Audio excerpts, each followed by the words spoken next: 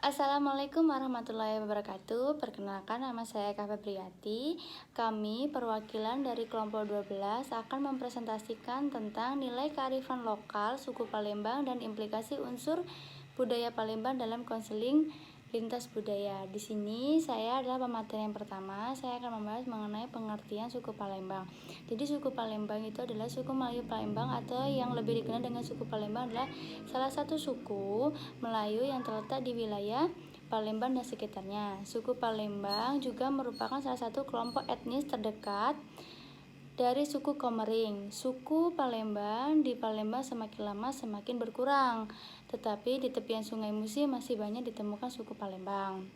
Nah, suku Melayu Palembang umumnya itu bermata pencarian sebagai petani. Nah, suku Palembang itu tidak hanya mendiami wilayah kota Palembang saja, tetapi juga mendiami wilayah Kabupaten Ogan Ilir seperti Kecamatan Tanjung Raja, Kecamatan Pemulutan, dan Kecamatan Indrajaya, dan wilayah Kabupaten Ogan Komering Ilir seperti Kecamatan Kota Kayu Agung dan Kecamatan Cicawi. Nah, selanjutnya saya akan membahas mengenai nilai kearifan lokal yang membentuk kepribadian suku Palembang. Di sini, bentuk-bentuk kearifan lokal yang ada di dalam masyarakat ialah nilai, norma, etika, kepercayaan, adat istiadat, hukum, serta aturan khusus yang berlaku di masyarakat dengan fungsi yang bermacam pula. Nah, di sini ada rumah adat. Nah, di Sumatera itu terkenal dengan rumah limas. Nah, rumah limas ini diakui sebagai rumah adat tradisional Sumatera Selatan. Nah, secara umum arsitektur rumah limas Palembang pada atapnya terbentuk menyerupai piramida terpenggal atau limasan. Nah, keunikan rumah limas lainnya yaitu dari bentuknya yang bertingkat atau kijing. Dindingnya berupa kayu merawan yang berbentuk papan. Rumah limas Palembang dibangun di atas tiang-tiang atau caga. Nah, yang kedua ada seni tari. Nah, seni tari ini yang pertama adalah tari gending Sriwijaya. Jadi tari gending Sriwijaya itu tarian khas Sumatera yang merupakan khas Sumatera Selatan. Gending Sriwijaya merupakan lagu daerah dan juga tarian cukup populer di kota Palembang, Sumatera Selatan. Lagu Gending Sriwijaya ini dibawakan untuk mengiringi tarian Gending Sriwijaya. Baik lagu maupun tarian ini menggambarkan keluhuran, budaya, kejayaan, dan keanggungan kemaharajaan Sriwijaya yang pernah berjaya mempersatukan wilayah barat Nusantara. Nah, selanjutnya akan dilanjutkan oleh Saudari Mega. Assalamualaikum warahmatullahi wabarakatuh. Perkenalkan, nama saya Mega Alfia Anggraini, NPM 18130023. Di sini saya akan melanjutkan presentasi teman saya, yaitu tentang seni tari. Yang kedua yaitu tari tanggai. Tari tanggai merupakan tari tradisional yang ada di Sumatera Selatan yang dibawakan oleh 5 orang dengan berpakaian khas dari Sumatera Selatan yang digunakan untuk menyambut tamu. Pakaian tradisional yang digunakan yaitu seperti kain songket, dodot, pending, kalung, sanggul malang, kembang urat atau rampai, tanjuk cempoko, kembang goyang, dan tangga yang berbentuk kuku terbuat dari lempeng tembaga. Dan yang ketiga yaitu tari mejeng basuko. Tari mejeng basuko adalah tarian khas muda-mudi Sumatera Selatan. Tarian ini menggambarkan muda-mudi yang berkumpul dan bersendau gurau untuk menarik hati lawan jenisnya. Tak jarang ada yang sampai jatuh cinta dan mendapatkan jodoh dari pertemuan tersebut. Lalu yang selanjutnya yaitu tari ronda cempoko. Tari ronda cempoko adalah tarian khas masyarakat Sumatera Selatan yang dipengaruhi oleh gerakan dari Timur Tengah. Tarian ronda cempoko ini merupakan tarian masyarakat Sumatera Selatan yang bernafaskan Islami. Dan yang selanjutnya yaitu tari tenun songket. Tari tenun songket dari Sumatera Selatan ini menggambarkan masyarakat Sumatera Selatan, khususnya para kaum wanita yang memanfaatkan waktu luangnya untuk menenun kain songket dan kerajinan tangan. Selain itu, ada juga tarian Madi atau Nindai yang menggambarkan proses pemilihan calon menantu. Baik, selanjutnya akan dilanjutkan oleh teman saya. Baik, Assalamualaikum warahmatullahi wabarakatuh. Di sini saya akan melanjutkan presentasi dari rekan saya. Di sini saya akan menyampaikan pengertian atau pakaian adat dari Sumatera Selatan. Pakaian adat Sumatera Selatan bisa dikatakan sebagai simbol perbedaan budaya masyarakat Sumatera Selatan karena di dalamnya terdapat unsur filosofi hidup dan keselarasan. Hal ini bisa dilihat dari pilihan warna dan corak yang menghiasi pakaian adat tersebut. Ditambah dengan kelengkapannya, makin menambah keselarasan yang nampak pada tampilan pakaian adat yang berfungsi sebagai identitas budaya masyarakat Sumatera Selatan. ASEAN GD dan Aesan Paksangu, pakaian adat Sumatera Selatan sangatlah terkenal dengan sebutan Aesan GD yang melambangkan kebesaran, dan pakaian Aesan Paksangu yang melambangkan keagungan karena di dalam pakaian adat tersebut terdapat siger di bagian kepala, dan masyarakat Sumatera Selatan pakaian adat ini hanya digunakan pada saat ada acara perkawinan dengan pemahaman bahwa upacara perkawinan ini merupakan upacara yang sangat besar. Oke, selanjutnya di sini ada senjata tradisional. Nah, senjata tradisional Sumatera Selatan yang merupakan khas dari Palembang yang memiliki banyak kesamaan dengan senjata tradisional provinsi lainnya di Pulau Sumatera dan Kepulauan Riau. Namun ada senjata yang sangat memang khas di Palembang. Senjata tersebut adalah senjata tombak Trisula. Seperti halnya rencong dari Aceh, kujang dari Sunda, atau mandau dari Kalimantan, dan tombak Trisula memang sudah terkenal di Palembang tersebut atau Sumatera Selatan. Oke, selanjutnya yaitu lagu-lagu daerah. Sumatera Selatan memiliki banyak lagu daerah yang dari berbagai bahasa daerah yang ada di setiap kabupaten kota di Sumatera Selatan. Antaranya yang pertama yaitu Pempek Lenjer, dan yang kedua yaitu Kabile-bile, yang ketiga yaitu Dirut, dan yang keempat itu Dek Sangke, selanjutnya yaitu Kapal Selam, selanjutnya itu Cukup Mak Ilang, dan yang selanjutnya itu Petang-petang, dan yang selanjutnya itu Palembang Bari, dan yang selanjutnya itu Palembang di Waktu Malam, dan yang selanjutnya itu Gading Sriwijaya, serta ribu-ribu dan masih banyak lagi lagu-lagu daerah dari Sumatera Selatan ataupun Palembang. Dan yang selanjutnya yaitu bahasa. Oke. Bahasa Palembang berasal dari bahasa Melayu tua yang berbaur dengan bahasa Jawa, diucapkan menurut logat atau dialek wong Palembang. Seterusnya, bahasa yang sudah menjadi milik wong Palembang ini diperkaya pula dengan bahasa-bahasa Arab, Urdu, Persia, Cina, Portugis, Inggris, dan Belanda. Sedangkan aksara bahasa Melayu Palembang menggunakan aksara Arab atau Arab Melayu, atau tulisan Arab berbahasa Melayu, atau Arab Gundul atau Pegon. Bahasa Palembang terdiri dari dua tingkatan. Yang pertama merupakan bahasa sehari-hari yang digunakan hampir setiap orang di kota ini atau di kota Palembang, atau disebut dengan bahasa pasaran.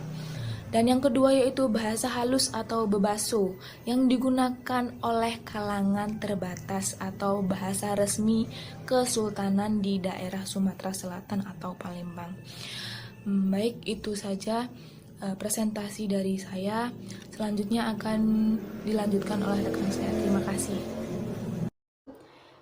Suku Kubu merupakan suku asli pedalaman yang menempati wilayah Sumatera Selatan dan Jambi.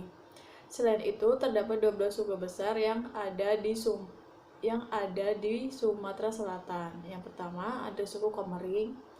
Suku ini merupakan salah satu suku atau wilayah budaya di Sumatera Selatan. yang berada di sepanjang aliran sungai Komering. Seperti suku-suku di Sumatera Selatan, karakter suku ini adalah penjelajah sehingga penyebaran suku ini cukup luas hingga ke Lampung. Suku Komering terbagi atas dua kelompok, yaitu Komering Ilir yang tinggal di sekitar Kayu Agung dan Komering Ulu yang tinggal di sekitar kota Batu Raja. Suku Komering ini terbagi menjadi beberapa marga, ya. Di antaranya marga Paku Sengkunyit, marga Soso Buai Rayap, marga Buai Pemuka Peliung, marga Buai Madang, dan marga Semendawai. Yang selanjutnya itu yang kedua ada kelompok suku Palembang, memenuhi 40-50% daerah kota Palembang. Suku Palembang dibagi dalam dua kelompok, yaitu Wong Jero merupakan keturunan bangsawan atau hartawan dan sedikit lebih rendah dari orang-orang di istana atau kerajaan tempo dulu yang berpusat di Palembang. Dan Wong Jabu adalah rakyat biasa. Yang ketiga ada suku Gumai. Suku ini salah satu suku yang mendiami daerah Kabupaten Lahat. Sebelum adanya kota Lahat, Gumai merupakan satu kesatuan dari teritorial Gumai, yaitu marga Gumai Lembak, marga Gumai Ulu, dan marga Gumai Talang. Yang keempat itu ada suku Semendo, berada di Kecamatan Semendo, Kabupaten Muara Enim, Provinsi Sumatera Selatan. Menurut sejarahnya, suku Semendo ini berasal dari keturunan suku Banten yang pada beberapa abad silam pergi merantau dari Pulau Jawa ke Pulau Sumatera, dan kemudian menetap dan beranak cucu di daerah Semendo. Hampir 100% penduduk Semendo hidup dari hasil pertanian yang masih diolah dengan cara tradisional. Yang terakhir itu ada suku Lintang. Kawasan pegunungan Bukit Barisan di Sumatera Selatan merupakan tempat tinggal suku Lintang yang diapit oleh suku Pasemah dan Rejang. Suku Lintang merupakan salah satu suku Melayu yang tinggal di sepanjang tepi sungai Musi di Provinsi Sumatera Selatan. Suku Melayu Lintang hidup dari bercocok tanam yang menghasilkan kopi, beras, kemiri, karet, sayur, dan sayur-sayuran. Mereka juga berternak seperti kambing, kerbau, sapi, ayam, itik, atau bebek, dan lain-lain. Dan mereka juga tidak mencari nafkah di sektor perikanan, walaupun tinggal di tepi sungai. Yang selanjutnya itu ada yang 8, makanan khas. Bagi masyarakat Palembang, ada berbagai macam makanan khas Palembang selain pempek, dan banyaknya diantaranya hanya bisa ditemukan di Palembang saja. Yang pertama itu ada kemplang. Kemplang terdiri ada dua jenis, yaitu kemplang ikan dan kemplang sagu. Kemplang ikan biasanya bertekstur lebih padat daripada kemplang sagu. Biasanya banyak orang yang salah mengartikan kemplang dan kerupuk. Perbedaan kemplang dan kerupuk itu pada proses pembuatannya. Kalau kemplang itu dipanggang, kalau kerupuk itu digoreng. Yang kedua itu ada pindang. Pindang adalah makanan khas Palembang selain pempek yang sangat terkenal di Palembang sendiri. Ada pindang ikan mati dan pindang tulang. Yang terakhir itu ada mie celor. Mie celor disajikan dengan kuah kental pindang tulang. Yang terakhir itu ada mie celor. Mie celor disajikan dengan kuah kental ditambah dengan daging, udang, kecambah, dan daun bawang dan bawang goreng. Biasanya ditambah dengan potongan telur, ayam rebus. Baik, materi yang selanjutnya yaitu makanan khas. Bagi masyarakat asli Palembang, ada berbagai makanan khas Palembang selain pempek. Yang pertama, kemplang. Kemplang sendiri ada dua jenis, yaitu kemplang ikan dan kemplang sagu. Kemplang ikan biasanya bertekstur lebih padat dibandingkan dengan kemplang sagu. Banyak orang yang salah mengartikan kemplang dan kerupuk. Perbedaan kemplang dan kerupuk yaitu pada proses pembuatannya. Kerupuk melalui proses penggorengan, sedangkan kemplang dibakar. Biasanya kemplang dinikmati dengan saus cabai merah. Yang kedua, pindang. Pindang adalah makanan khas Palembang selain pempek yang sangat terkenal. Di Palembang sendiri ada pindang ikan, patin, dan pindang tulang. Yang ketiga, mie cilor. Mie cilor disajikan dengan kuah kental, ditambah dengan daging, udang, kecambah, daun bawang, dan bawang goreng. Biasanya ditambah dengan potongan telur ayam. Pendetarian Jalan Jenderal Sudirman. Pedestrian adalah trotoar yang diperuntukkan bagi pejalan kaki untuk menikmati nuansa bangunan perkotaan dan taman-taman kota atau kabupaten. Pedestrian menjadi indikator pokok bagi kemajuan peradaban dan pembangunan kota masa depan. Trotoar di Jalan Jenderal Sudirman, tepatnya dari seberang Bank Mandiri Cende sampai Simpang Internasional Plaza sepanjang 370 meter, telah disulap pemerintah Kota Palembang menjadi nyaman bagi pejalan kaki. Sepanjang trotoar dipasang keramik granit ditambah dengan taman-taman kecil, bangku, dan lampu taman. Selain itu, trotoar ini juga ramah difabel dengan dilengkapi jalur khusus tunanetra dan pembatas besi yang berfungsi menghalangi kendaraan bermotor menerobos trotoar. Tradisi ngobeng. Tradisi ngobeng merupakan tradisi menghidangkan makanan dalam acara sedekah atau kendurian, seperti dalam acara pernikahan, khitanan, syukuran, dan perayaan hari-hari besar keagamaan lainnya dengan menggunakan dulang dan kain bersegi empat sebagai alat sajinya. Mengenai asal-usul dari tradisi ini, penulis belum mendapatkan data tertulis yang menceritakan tentang kapan persisnya tradisi ini dimulai, namun menurut sumber lisan mengatakan bahwa tradisi ini diperkirakan dimulai pada era Kesultanan Palembang Darussalam. Tradisi ngobeng merupakan hasil dari asimilasi tradisi Islam dengan kebudayaan lokal, yakni makanan bersama menggunakan tangan secara langsung sambil duduk bersila sesuai dengan disunahkan Nabi Muhammad SAW. Ngobeng merupakan tradisi kental masyarakat Palembang dengan kebudayaan lokal, yakni makanan bersama menggunakan tangan secara langsung sambil duduk bersila sesuai dengan disunahkan Nabi Muhammad SAW. Ngobeng merupakan tradisi kental masyarakat Palembang. Ya, selanjutnya saya akan menjelaskan tentang implikasi unsur budaya Palembang dalam pelaksanaan konseling lintas budaya. Yang pertama ada gotong royong. Masyarakat Melayu mengutamakan gotong royong antar warga apabila ada hajat yang diselenggarakan.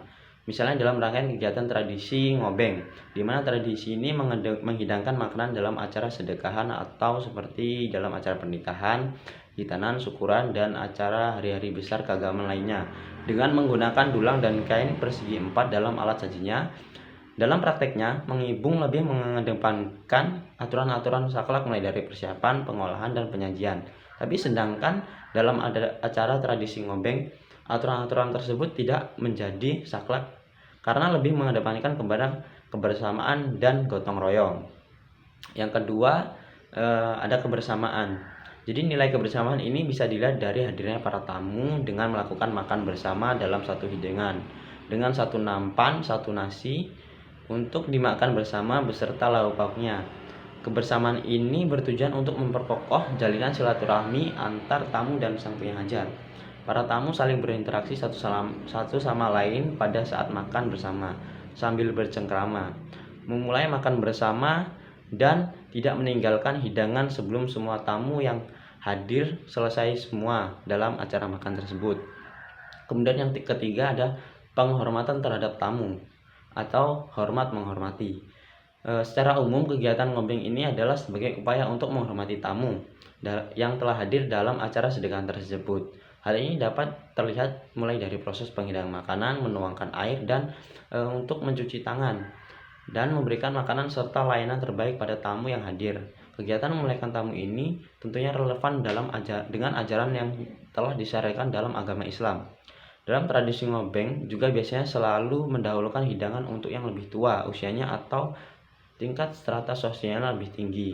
Hal ini dilakukan sebagai upaya untuk menghormati tamu yang lebih tua usianya atau tingkat strata sosialnya lebih tinggi.